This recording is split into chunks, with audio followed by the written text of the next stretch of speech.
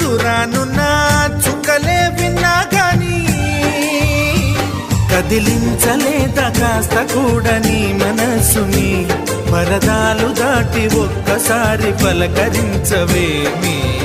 అందరినీ ఇలా వెంటపడి అడగాల సరదాగా నువ్వే ఎదురైతే సరిపోదా నిద్రపోతున్న రాత్రి నడిగా గుడికి చేరిన గువ్వల నడిగా